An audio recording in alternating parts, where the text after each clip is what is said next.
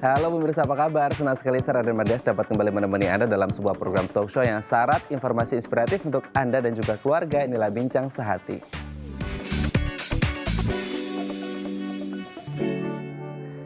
Ya pemirsa, fenomena bullying atau perundungan merupakan salah satu masalah yang mungkin hampir dihadapi oleh banyak orang seperti itu ya. Nah, ini kekerasannya bisa berupa kekerasan verbal, emosional, psikologis, bahkan mungkin juga fisik seperti itu. Dan ini dampaknya sangat luar biasa mengerikan jika ini terjadi di masa kecil hingga akhirnya bertumbuh menjadi dewasa. Nah, oleh karenanya kita harus menghentikan tindakan perundungan atau stop bullying seperti itu ya. Nah, inilah topik yang akan kita bahas hari ini, yaitu stop bullying. Nah, kalau kita berbicara tentang anak atau bullying seperti itu ya, ini menjadi salah satu hal yang terjadi dalam tumbuh kembang anak. Nah, sekarang kita akan membahas nih beberapa mitos dan fakta seputar tumbuh kembang anak. Kita lihat yang pertama. Mitos atau fakta, perilaku tidak dapat diubah. Ada yang beranggapan bahwa gini, kalau kecilnya nakal atau kecilnya baik gitu ya, maka gedenya kalau yang kecilnya nakal akan nakal juga gitu. Kalau kecilnya baik, maka gedenya akan baik juga. Nah, apakah ini kemudian bergantung juga dengan pola asuh yang diberikan oleh orang tua kepada anak-anaknya, atau juga salah satu hal yang mungkin menjadi perhatian adalah perhatian dari si orang tua waktu untuk si anak ini sendiri. Apakah kemudian ketika masih kecil gitu ya, waktunya banyak diberikan oleh orang tua untuk mendidik juga anaknya akan baik, atau memang nggak bisa dirubah, kalau dari kecilnya emang nakal maka gedenya juga akan nakal, kalau kecilnya baik maka gedenya akan juga baik. Nanti akan kita bahas ya. Oke, kita lanjut ke mitos fakta yang kedua. Nah, ini mainan sesuai gendernya. Apakah kemudian ini menjadi satu stereotip bahwasanya ketika anak perempuan ini ya mainannya harus yang boneka-bonekaan, masak-masakan, atau yang laki kemudian yang main mobil-mobilan, robot-robotan seperti itu. Apakah memang harus selalu seperti itu? Harus memberikan mainan sesuai gendernya? Nanti kita akan bahas ya. Oke, kita lanjut ke mitos fakta yang ketiga. Ini yang sering terjadi, bisa membaca sebelum masuk TK. Sekarang banyak sekali tempat-tempat les atau kursus gitu ya, calistung, membaca, tulis, dan hitung untuk anak-anak yang belum masuk TK. Jadi orang tua akan beranggapan nanti kalau udah masuk TK, pokoknya anaknya udah bisa membaca, udah bisa menulis, dan juga berhitung. Apakah memang harus seperti ini atau tidak? Nanti akan kita bahas juga ya. Kita lanjut ke mitos fakta yang keempat pemirsa. Masih mengompol artinya masalah. Nah, kita kan tahu ya kalau anak kecil ya memang ya sering ngompol seperti itu. Tapi apakah kemudian ketika sudah berlanjut ke usia setahun, 2 tahun, 3 tahun, 4 tahun, 5 tahun masih juga ngompol, masih ada masalah? Nanti kita akan bahas. Kita lihat mitos fakta yang terakhir. Biasakan anak memakai tangan kanan. Kita hidup di Indonesia sebagai salah satu negara timur yang katanya kalau melakukan apa-apa dengan tangan kiri itu katanya nggak sopan seperti itu. Makanya banyak orang yang kemudian kalau kebiasaan dari kecil pakai tangan kiri atau yang disebut dengan kidal, ini harus dibiasakan untuk ke tangan kanan. Nah, apakah kelima hal tadi adalah fakta atau mitos belaka? Kami akan membahasnya sesaat lagi. Tetap bersama kami di Bincang Sehati.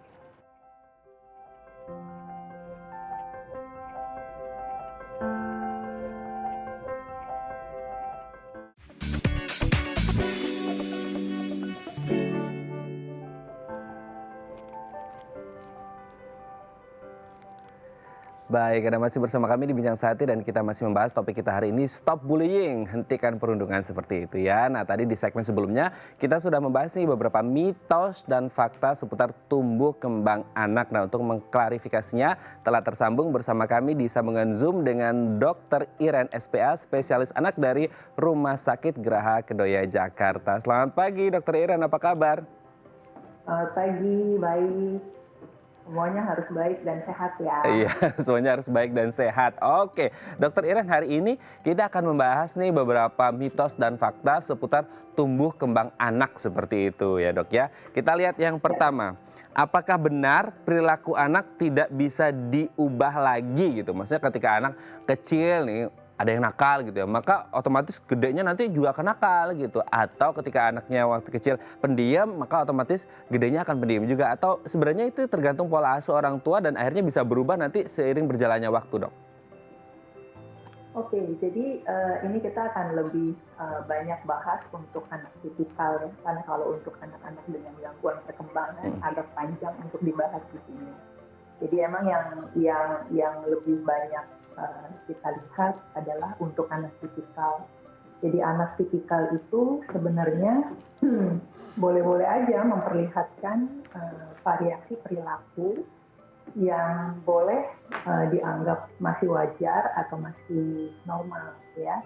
Jadi kalau kita bicara tentang perilaku seorang anak itu faktor yang mempengaruhi cukup banyak, cukup besar ya. Yang paling signifikan kalau kita harus tahu mengenai usia anak ya, itu sangat mempengaruhi sekali bagaimana seorang anak menampilkan perilakunya, tahap perkembangan yang sedang ia alami, pola asuh orang tua atau orang lain yang juga signifikan berada di dalam lingkup perawatan dan pengasuhan anak yang juga mempunyai pola tertentu. Kemudian faktor lingkungan, faktor sosial, faktor ekonomi, faktor di mana orang tua, ayah dan ibu itu dididik dan dibesarkan di lingkungan keluarga yang seperti apa, faktor budaya, tradisi dalam keluarga, itu semua mempunyai faktor yang sangat signifikan dalam membentuk perilaku seorang anak. Ya. Jadi peran orang tua sangat penting dalam memberikan respon terhadap perilaku seorang anak. Apakah respons yang diberikan oleh orang tua terhadap perilaku tertentu yang ditampilkan oleh seorang anak itu konsisten atau tidak, itu sangat mempengaruhi dan memotivasi anak untuk mengubah sebenarnya perilaku yang belum bisa diterima menjadi perilaku yang bisa diterima oleh keluarga atau komunitas yang lebih besar. Jadi itu ya Mas Raden, kalau saya boleh jelaskan demikian. Jadi nggak bisa dikatakan anak nakal nih, pasti gedenya dia akan nakal terus, nggak bisa begitu. Jadi banyak faktor yang akan mempengaruhi dan orang tua sangat amat berperan. Oke. Berarti banyak faktor gitu ya dok ya untuk mendukung apakah perilaku anak masih sama sewaktu kecil ketika besar nanti seperti itu. Oke, kita lanjut ke mitos fakta yang kedua dok. Apakah benar mainan anak harus sesuai gendernya? Yang cewek main boneka-bonekaan, masak-masakan, yang cowok main robot-robotan, mobil-mobilan. Oke, jadi memang dalam masyarakat kita memang kenal ya, ada mainan yang sifatnya feminin, ada yang mainan sifatnya maskulin, ada yang mainan sifatnya netral. Tapi sebenarnya pada saat usia awal seorang anak itu bermain itu merupakan salah satu media untuk anak melakukan eksplorasi dan mengembangkan diri. Jadi sebenarnya kalau seandainya pola mainan yang ditawarkan atau yang difasilitasikan oleh orang tua kepada anak-anak itu melulu melihat gender, bahwa kalau anak perempuan mainannya harus feminin, terkait juga dengan warna-warna ya. Kalau perempuan itu warnanya lebih ke arah pink atau ke warna merah, sedangkan kalau anak laki-laki lebih ke arah biru dan mainannya harus maskulin.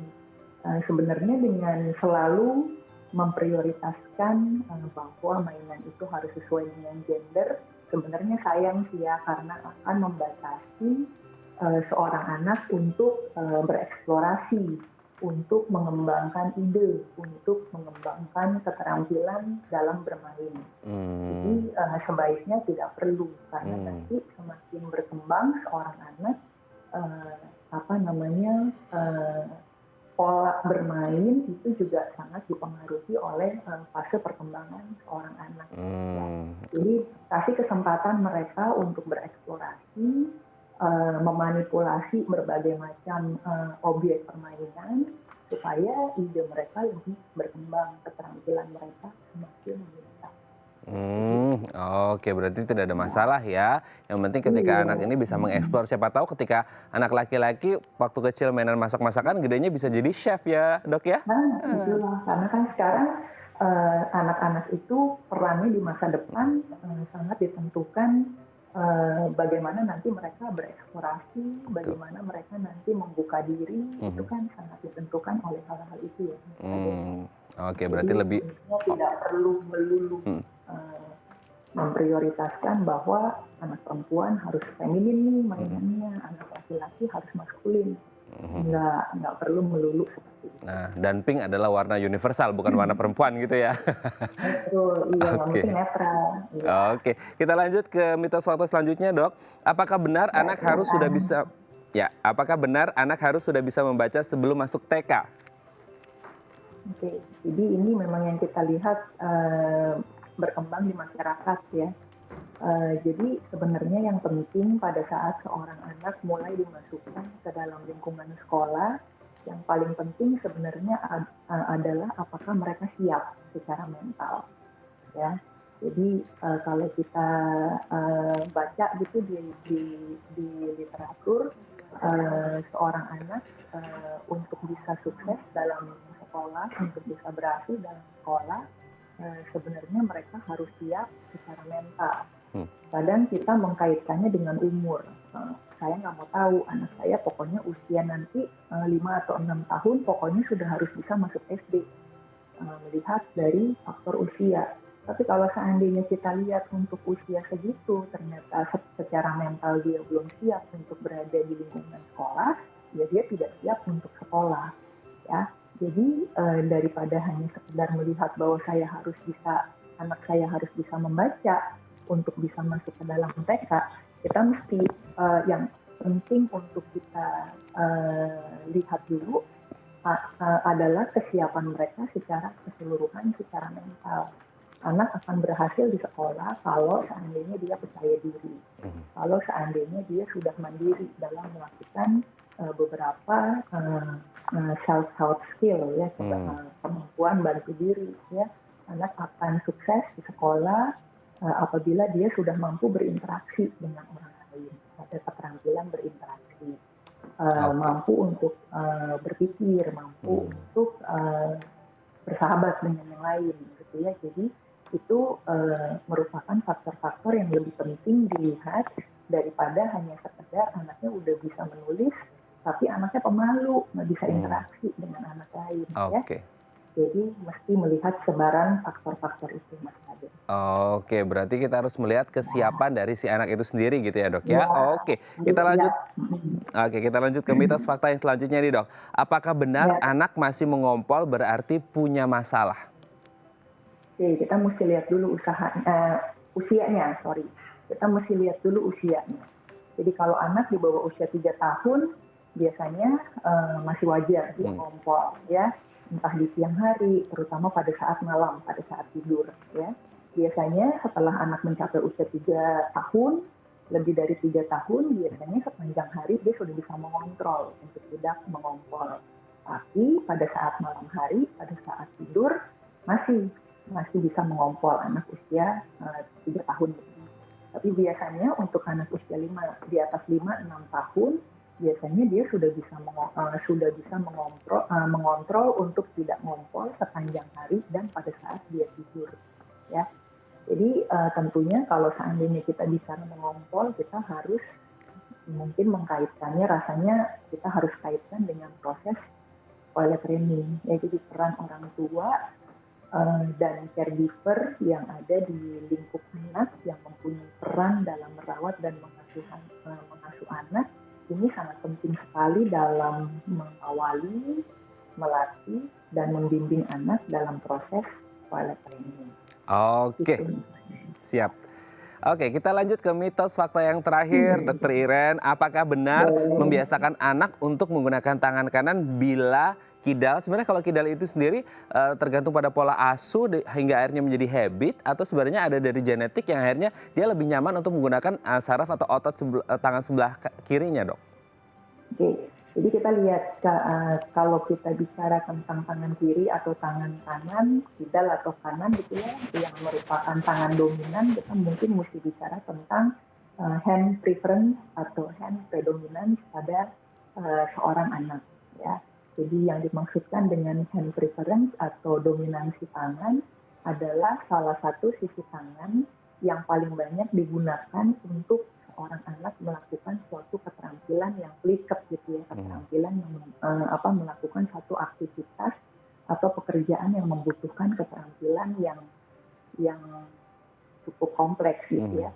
Contohnya pada saat seorang anak menggambar, menulis, merangkai sesuatu, menggunting, pada anak yang hand predominance atau hand preference-nya tangan kanan, maka aktivitas ini akan lebih banyak dilakukan oleh tangan kanan, sedangkan tangan kirinya mendukung aktivitas ini supaya bisa terjadi dengan baik. Ya, Jadi sebenarnya kalau kita bicara tentang hands preference atau dominansi tangan, itu biasanya mulai terlihat pada anak-anak mulai usia 2 sampai 4 tahun. Tetapi biasanya pada anak-anak di dalam usia ini, biasanya swapping hands masih sering terjadi. Jadi kadang anak pakai tangan kanan, kadang anak pakai tangan kiri, tidak ada masalah. Dan biasanya hands preference ini baru mulai secara established terlihat pada saat anak berusia di atas 4 sampai 5 tahun. Jadi pada anak-anak yang terbiasa untuk menggunakan tangan kiri, sebelum dia memasuki usia di mana hand predominant sudah terjadi, kita mesti lihat ya, karena beberapa faktor misalnya seperti anak yang sering digendong terus ya, di mana salah satu sisi yang bebas itu lebih banyak adalah sisi tangan yang sebelah kiri, sedangkan sisi tangan yang sebelah kanan itu terjepit karena digendongnya di sisi kanan anak ini, maka dia lebih banyak pada saat melakukan aktivitas menggunakan tangan kiri.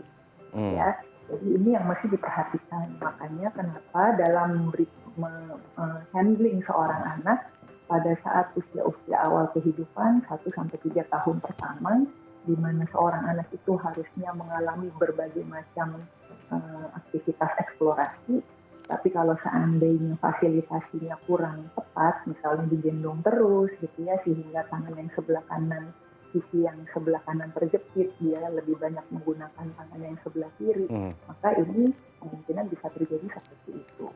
Ataupun kita perhatikan anak yang senantiasa pakai tangan kiri terus gitu ya, tangan kanannya jarang dipakai, kita mesti perhatiin ada masalah apa nggak tuh di tangan kanan sebelum usia hand predominance-nya terbentuk. Oke, baik, terima kasih Dokter Iren sudah berbagi bersama kami di Bincang Sehati hari ini. Sehat-sehat terus dan salam untuk keluarga di rumah. Baik pemirsa, selanjutnya kita akan membahas tentang topik kita hari ini, stop bullying. Bagi Anda yang memiliki pertanyaan, Anda bisa menghubungi kami di nomor 021 290 32 644 atau DM Instagram kami di @bincangsehatidayatv. Kami akan segera kembali.